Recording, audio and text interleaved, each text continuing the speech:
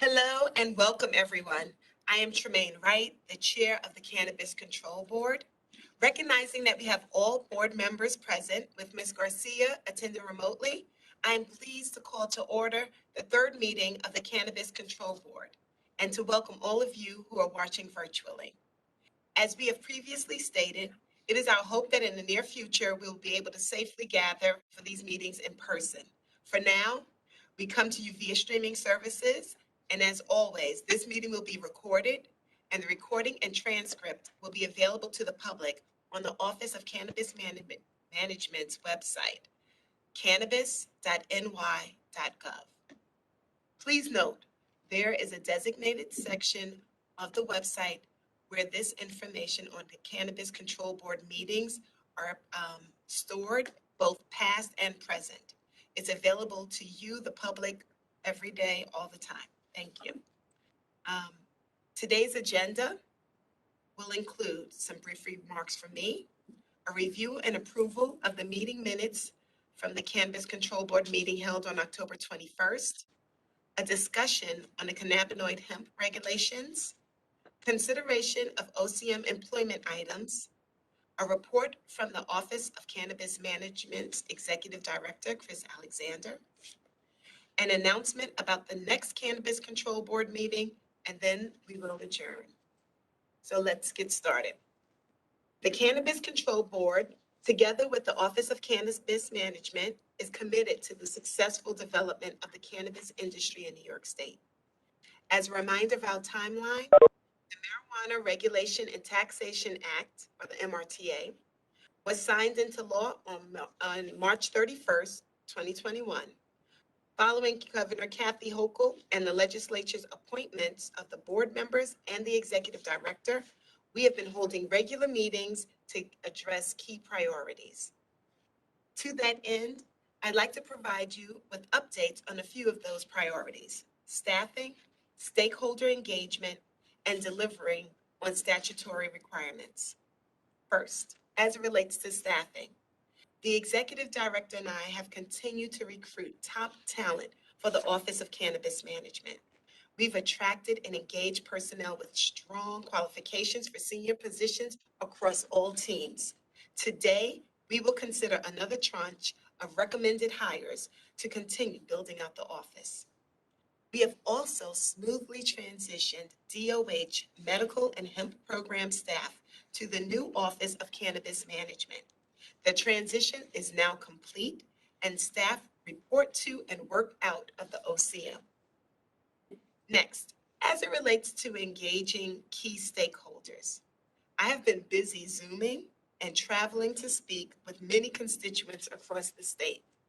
Since our last board meeting, I've engaged with the following organizations: the New York State Upstate Chapter of the American Planning Association, the New York State Association of Training and Employment Professionals, the Cannabis Business Symposium in Rochester, the New York State Society of Certified Public Accountants, New York Cannabis Insider Conference, and the Public Employer Risk Management Association.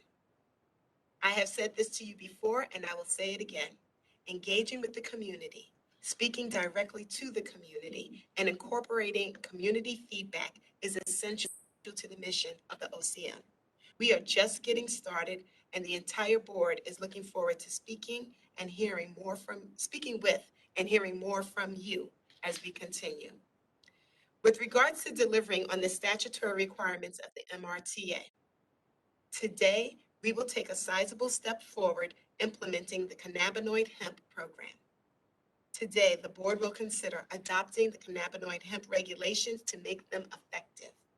We will hear from the members of the Office of Cannabis Management staff about the history of the hemp program and an overview of the proposed regulations and a brief timeline for how we see the next 3 to 6 months playing out.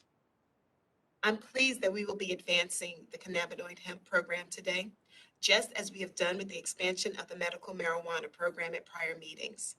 We hope our work here today signals to you an ongoing commitment to nurture each of the 3 New York State cannabis programs with intention and to incorporate stakeholder feedback. We will also discuss some additional considerations that we are contemplating as changes to the cannabinoid hemp regulations based upon stakeholder feedback received during the comment period. We will hear more about the cannabinoid hemp regulations soon, but first, an important item of procedure. The first order of business is to review and approve the meeting minutes from the October 21st full Cannabis Control Board meeting. Before we get much further into today's proceedings, though, I would like to offer some brief remarks about the open meetings law. As stated at the first board meeting, the Cannabis Control Board is subject to the open meetings law, which is intended to ensure the greatest levels of transparency and public participation in the affairs of government. However, due to the ongoing pandemic, we have requested that members of the public join us via video conference, which we will continue to do to keep the public and members of this body safe. Now I'll read a brief statement on open meetings law into the record. Pursuant to Chapter 417 of the Laws of 2021, enacted on September 2nd, 2021, board members may fully participate in meetings via video conference from locations that are not open to the public, provided that the public has the ability to view or listen to such proceedings, and the meetings are recorded and later transcribed. The new law sunsets on January 15th, 2022. The public was provided with information on how to access this meeting within the public notice. A recording of this meeting, together with the transcript, will be available on the OCM website. Previous recordings, meeting minutes, and transcripts are archived on the OCM website as well. And please note, there is a designated tab on the website entitled Board Meetings, where this information is shared and stored. A copy of the October 21st board minutes have been provided to board members for review.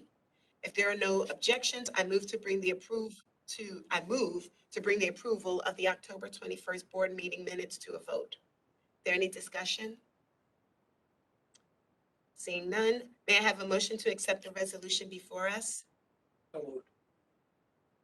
Second, Second. all in favor? Aye. Thank you, Jen. Jessica, we see you. So there's no opposition and no abstentions. We will now move on to hear an overview of the cannabinoid hemp program and the regulations before us today. I will now hand it over to our Executive Director of the Office of Cannabis Management, Chris Alexander, to walk us through these important updates. Thank you, Madam Chair, and good afternoon, board members. To talk us through the next few slides and present an overview of the cannabinoid hemp program, I would like to give the floor to board member Jen Metzger. Before I do so, I would like to congratulate and thank the executive, the legislature, particularly Assemblywoman Donna Lupardo, and the staff, particularly Pat McCage, our first deputy over here at OCM, and Axel Bernaby, our chief of staff and senior policy director, for the work that they did on these regulations as well. Jen, previously, Senator Metzger was the sponsor of this law that led to these regulations, and you spent countless hours working closely with the industry and experts to make sure we do this right. So I want to hand this over to you to walk us through the regulations. Thanks so much, Chris, and good afternoon, everyone. I'd like to begin by providing a brief background on the cannabinoid hemp program to explain how we got here today. Following the passage of the 2014 Farm Bill, which authorized hemp cultivation research in the United States, New York State launched the Industrial Hemp Agricultural Research Pilot Program in 2015 at the Department of Agriculture and Markets. Hemp is a variety of cannabis sativa plant that contains less than 0.3% THC, which is the main chemical in the cannabis plant that makes you high. Hemp is an extremely versatile plant and has a reported 25,000 different uses, including in textiles, automotive parts, furniture, fuel, food and beverages, paper, construction materials, and personal care items. And I'm hoping one day packaging for CPG products. The Ag and Markets pilot program exploded in popularity with over 800 farmers registered to grow hemp in New York State. Most of the farmers grew for cannabidiol, or CBD. CBD, as I'm sure we are all familiar with now, is a cannabinoid in the plant that has many promising health and wellness benefits. The research pilot program also registered processors of hemp that would extract the oil and cannabinoids from the plant to create cannabinoid products. The processors were authorized to make cannabinoid products that met dietary supplement standards, but were prohibited from adding cannabinoids to traditional foods and beverages. Although the Ag and Markets program was very successful as a research program, the complexities of regulating the new crop and all of the potential cannabinoid products derived from that plant warranted a more robust regulatory approach.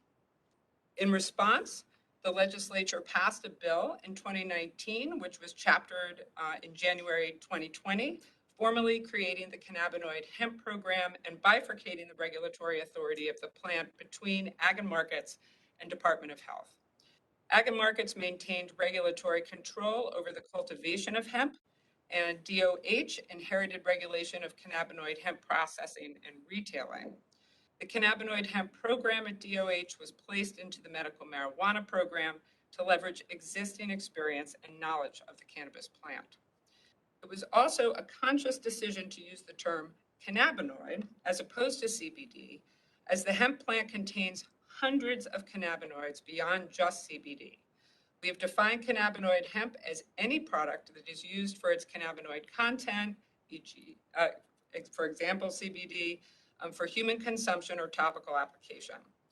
This importantly does not include more traditional food products derived from hemp, such as hemp seed, pulled hemp, or microgreens, or hemp fiber used for industrial purposes. Okay, so I'll go on and right now and to just talk about the regulations and give you an understanding of the objectives of the cannabinoid hemp program. First, the program is to comprehensively regulate cannabinoid hemp products in New York State by providing clear rules for what is allowed and what is not allowed to foster the development of a robust cannabinoid hemp industry. Due to the ambiguity at the federal level, one of the most common statements we hear from people in the hemp industry is that they are not sure what the rules are. A major objective of this program is to provide the growing industry a framework to at least take away some of that current ambiguity and uncertainty, which is not good for the industry or for consumers. Secondly, comprehensively regulate cannabinoid hemp products in New York State by providing clear rules for what is allowed and what is not allowed to help foster the development of a robust cannabinoid hemp industry. Many of the components of the proposed regulations are taken from best practices in the food safety and cannabis industry. When possible, we did not try and reinvent the wheel with new standards, but rather pointed to existing frameworks such as good manufacturing practices from the FDA. And lastly, to educate and enforce against substandard products or disallowed forms of cannabinoid hemp products in the marketplace, public health has always been the best rationale for regulation of cannabis products. With so many businesses already selling cannabinoid products, education will be key in making sure businesses and consumers understand the requirements of the program. So I'm going to give a quick overview of the different license types in the cannabinoid hemp program. By regulating the supply chain, the office is able to have better oversight and quality control of the products sold in New York State. So one type of license is the cannabinoid hemp processor, and that's both extractor and manufacturing. And for this license, extracting cannabinoids from hemp biomass to create crude oil, distillate, or isolate to be further refined or manufactured into cannabinoid hemp products. The license also permits manufacturing of final cannabinoid hemp products. The second license type is cannabinoid hemp processor only for manufacturing. The processor who purchases intermediate crude oil, distillate, or isolate to manufacture final cannabinoid hemp products. Third license type is the cannabinoid hemp distributor. These are permits to distribute cannabinoid hemp products manufactured out of state. at wholesale or cannabinoid hemp retailers within New York State. And finally, cannabinoid hemp retail license, a business including an internet retailer that sells cannabinoid hemp products in their final form to consumers to be used for human consumption. So before we dive into the specifics of the regulations, I'd like to provide an update as it relates to the number of hemp applications that have been received by DOH. As of October, over 2,800 applications have been received. Of those, 403 are distributor licenses, 35 are manufacturer licenses, 36 are processor licenses, and 2,384 are retail licenses. The adoption of the hemp rules today will allow the state to begin issuing final license approval to all of the provisionally approved applicants, as they will now have clearer rules to meet program requirements. So now that we've kind of gone over the whole history and aims of the program, let's discuss the specific standards put forward in the regulations for consideration today. The first proposed regulation package was put forward in October 2020. In May 2021, the program issued revised regulations, making several changes, including updating the regulations to conform to the MRTA, which included permitting the sale of hemp flower products, which was prohibited in the original version of the proposed regulations.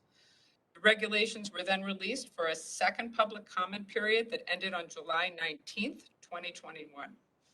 This version of the regulations in front of the board today largely mirrors the revised regulations issued by DOH in May, only updating the DOH and OCM references in the regulations to conform to the MRTA.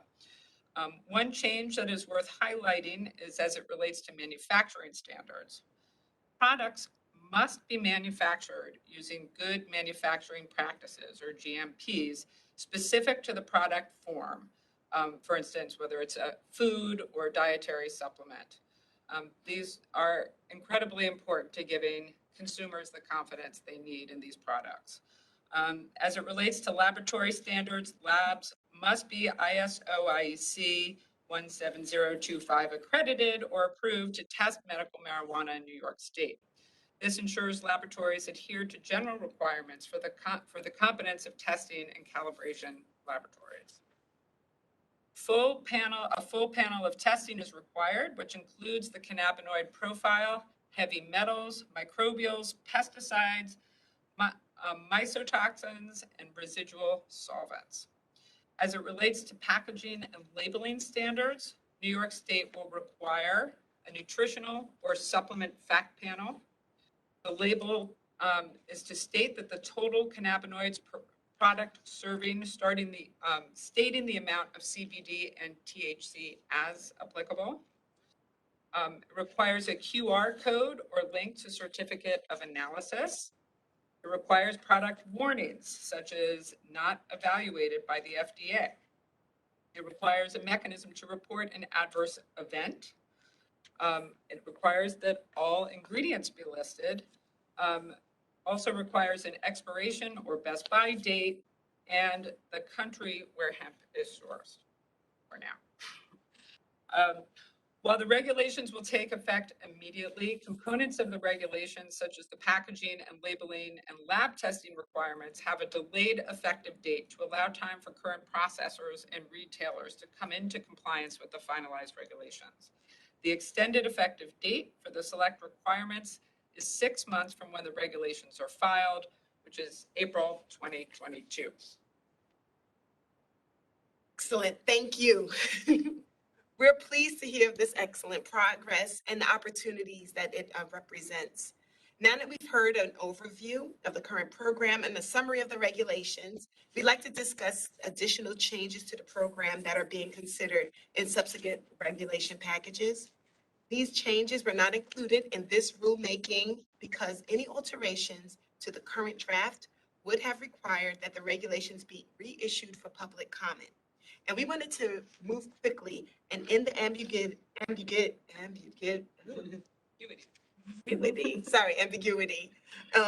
in the current marketplace. And we wanted to give businesses certainty as they are moving forward and on the future of their licenses.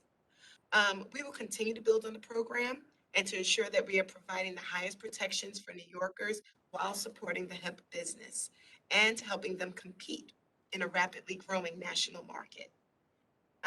Mr. Alexander, can you please provide, oh, you're going to do it? All right, so we're going to have Board Member Metzger. Can you please provide an overview of the most substantive changes that we can anticipate coming in the future? Sure. So there are 10 on this list. The first is to change the per serving milligram cap for dietary supplement cannabinoid hemp products from 75 milligrams to 100 milligrams. The second is to remove the requirement that cannabinoid hemp products be shelf stable. The third is to increase the acceptable THC concentration of intermediary hemp extract from 3% THC to 5% THC. A lot of sense. Fourth, we're going to establish a process for hemp farmers to affordably process and manufacture their own products. I think it's sort of similar to a micro business license. Fifth, we're moving the cannabinoid hemp test limits from regulation to a guidance document. And then the next four relate to labeling. Allowing out-of-state manufacturers to omit the label warning that the product may cause a consumer to fail a drug test, modifying the requirement to list the milligrams of total THC per serving and per package on cannabinoid hemp product labeling, requiring cannabinoid hemp processors to include on the label the states where the hemp was sourced from, not just the country. And finally, defining craft cannabis to prohibit advertising and marketing from processors who do not meet that definition. And I think that's very important to our flourishing craft industry here. And then lastly, and importantly, we will be specifying that more requirements relating to cannabinoid hemp products manufactured out of state. So when you have a distributor permit, you have to provide proof that you're complying with New York's regulations and standards. It's a very important part of New York State's law. And that's it. I turn it back to you, Madam Chair. Well, thank you very much. At this time, I'd like to offer the board an opportunity to ask members of the office a few questions on the cannabinoid hemp regulations. And I see we have a hand raised by Member Garcia. Thank you, Madam Chair. Just a question. The regulations allow for the sale of hemp flower. Can you just elaborate on how that's going to be regulated under the cannabinoid hemp program? Yes, absolutely. So the hemp flower issue actually was addressed after the MRTA was passed, and this version of the regulations updates that to show that hemp flower products are allowed in the cannabinoid hemp program, provided that they are not intended for smoking. So pre-rolls, for example, will not be allowed for sale, but they would be allowed in the future adult use program. I have a question. If you could just elaborate for the public what's going on with, with Delta 8, because there's been a lot of questions about that, and you could clarify the regulations are doing. Absolutely. So Delta 8, similar to Delta 9 THC, is psychoactive, has psychoactive properties, particularly when synthesized through the processing process. Because of that, we've decided to hold off on including the regulations for those products in this package, and that will be addressed in the future adult use package as well. And we have two answers. I'm going to go to Jessica, and then we'll come back to you, Ruben. Jessica. Thank you, Madam Chair. So the regulations also contain a section for new New York hemp products. Could you just say more about how you're seeing this provision play out in practice? I just want to clarify one point. Delta 8 products are not allowed in this program at this time. That was the point I was making, just make sure that was clear, that they are banned at this moment due to their psychoactive properties, and we'll be discussing regulations for them moving forward in the adult use program. So make sure that's clear. Can you ask your question one more time, Board Member Garcia? Yeah, I just wanted you to say a little bit more about how you see the New York hemp product provision playing out in practice. Sure. Similar to, well, what Senator Metzger, former Senator Metzger, elaborated on was that these products, we want to create a really high standard for New York products. And this symbol will be a flag to consumers that this product was produced and processed in the state of New York, subject to the standards that we've laid out. Two questions. With the help from each other, I suppose. Been a lot of talk recently about packaging. They're trying to target kids. And I know in this regulation, we have something about packaging. We'll get guidance on packaging as we go forward on this program.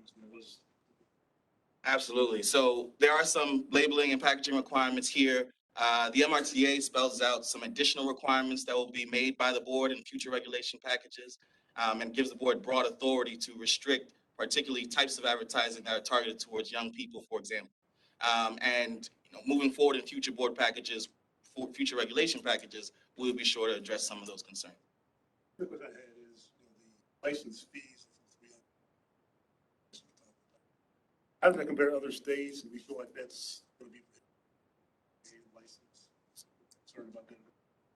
Yeah, I mean, it's pretty on par with other states. Particularly on the retail side, we try to make sure that it was something that was easily accessible for the significant amount of retailers across the state who are currently selling CBD products as we try to get them into compliance. But we will continue to see how we can address that and lower that cost to make sure that we get more folks into the program, both on the producer and the processing and the retail side. I wanted to ask, are there any changes in this version of the proposed regulations that differ from what was proposed previously by DOH? If you can just help Yeah. us understand. Board Member Metzger highlighted one of the biggest changes throughout the document was making sure they conformed with the fact that this is no longer a program regulated by DOH, it's not regulated by OCM, so changing the department to the office was the largest change. Substantively. Substantively, and then the other item was kicking the effective date, as you highlighted as well, to make sure folks can come into compliance. Member Garcia? Yeah, sorry. I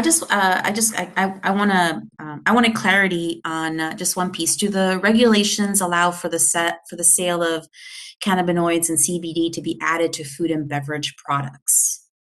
Yes, they do, Board Member Garcia, and this is actually going back again to one of the points in Board Member Metzger's presentation, was that we're adding those GMP requirements, that these products are produced with specific GMP requirements, that they are safe for consumption, and so they have differing levels of cannabinoids that they're allowed in each, both food and beverage products, and so the regulations will spell those out. Questions? Hearing no more, may I present Resolution 2021-07, notification of adoption of the cannabinoid hemp regulations. Is there any discussion related to the resolution? I have a motion to accept the resolution before us.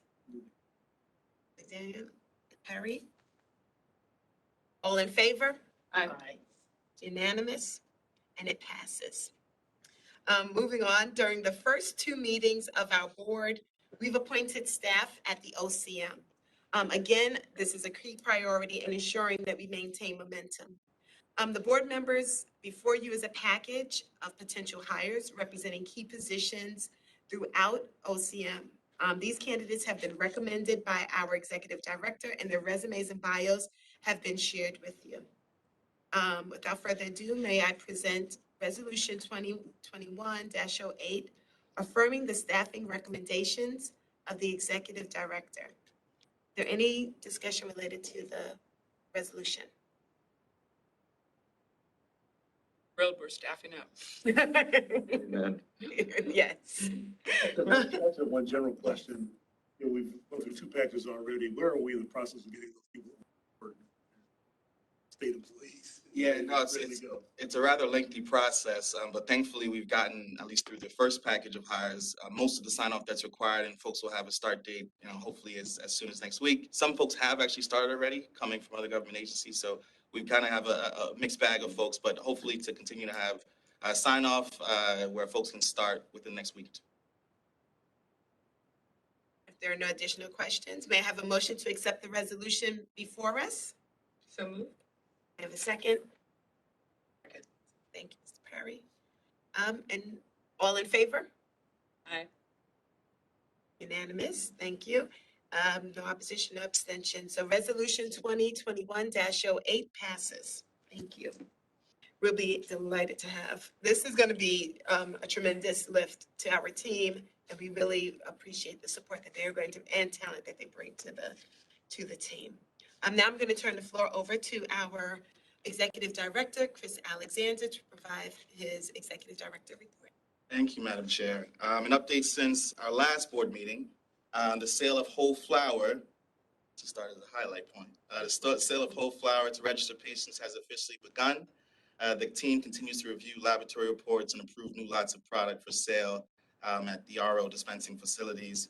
To patients out there, please ask your local dispensing facility for the specifics of when to expect whole flour on their shelves. Some have product available currently as of last week, and others are working to make it available as soon as possible. This changes quickly, so the best bet is to continue communicating with that facility. Next, I'd like to go over guidance recently released by the Department of Labor entitled the Adult Use Cannabis and the Workplace document, which aims to explain the nuances of New York Labor Law 201D and address some of the most common situations or questions in the workplace as it relates to this new world that we live in. The MRTA amended Section 201D of the New York Labor Law to clarify that cannabis used in accordance with New York State law is a legal consumable product. As such, employers are prohibited from discriminating against employees based on the employee's use of cannabis outside of the workplace, outside of work hours, and without use of the employer's equipment or property. Employers do, however, maintain the right to take employment action or prohibit specific conduct as it relates to impairment on the job. One example, although please refer to the guidance for more detail, is that the employer maintains the right to take action if an employee exhibits signs of impairment that interfere with the employer's obligation to provide a safe and healthy workplace as required by state and federal workplace safety laws. And to note, as similar with other areas of the new cannabis law, the smell of cannabis on its own is not evidence of impairment. The guidance further explains the rules regarding drug testing of employees. For example, an employer cannot test for cannabis unless the employer is permitted to do so pursuant to the provisions of Labor Law Section 201D4A or other applicable laws. An employer can drug test an employee if federal or state law requires drug testing or makes it a mandatory requirement of the position. This relates to certain safety-sensitive positions such as truck drivers. Employers do maintain the right to prohibit cannabis use on the premise and during work hours, just as alcohol. And they may prohibit employees from bringing cannabis onto the employer's property, including leased and rented space, company vehicles, and areas used by employees within such property. Please refer to the link on the slide if interested in more information, and this info is available on cannabis.ny.gov at our site under the Adult Use tab. Next, I'd like to provide an update on the medical cannabis home cultivation regulations discussed at the most recent board meeting. The regulations are now posted for your review on the OCM website, and they are open for public comment. As previously stated, the public comment period is now 60 days and will be open until January 18th, 2021. If you have any questions or comments on the proposed regs, you should direct them to regulations@ocm.ny.gov, or you can mail those comments to OCM at the address listed on the site. Additional update regarding the OCM website in partnership with ITS, we have finally created a fillable form to allow municipal governments to opt out, to provide opt-out details to the office.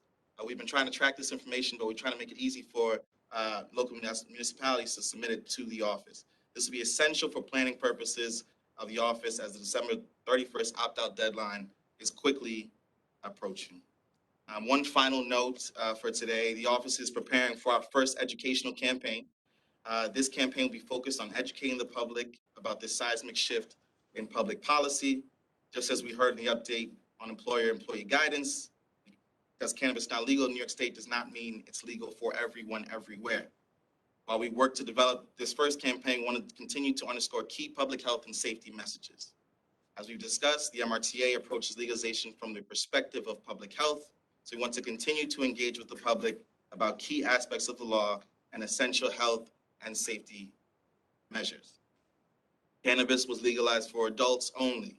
Like alcohol, only adults 21 and older may possess and purchase adult use cannabis. Drive high, get a DUI. Cannabis can affect motor coordination and reaction time. It remains illegal to drive under the influence of cannabis. If an individual is driving impaired, it will result in a DUI. Safe storage. All cannabis should be locked up and stored securely. Kept out of sight away from individuals under 21 and from your pets. Lastly, cannabis is not legal everywhere. Since cannabis remains illegal federally, you cannot cross state lines or international borders in possession of cannabis. It is also illegal to possess and use cannabis on federal lands or property. We have much more to say on this coming months, and we look forward to having this conversation with you all. Thank you, Madam Chair. Thank you very much. Thank you all for participating today, but I would like to please bring your attention to please note the time, location, and a link for the live stream will be shared on the Office of Cannabis Management's website in advance of the upcoming Cannabis Control Board meeting. Again, it's cannabis.ny.gov. And as this concludes today's agenda items, I want to thank everyone for their participation, and we may now adjourn. Thank you. Thank you very much. Thank you, Madam Chair. Right.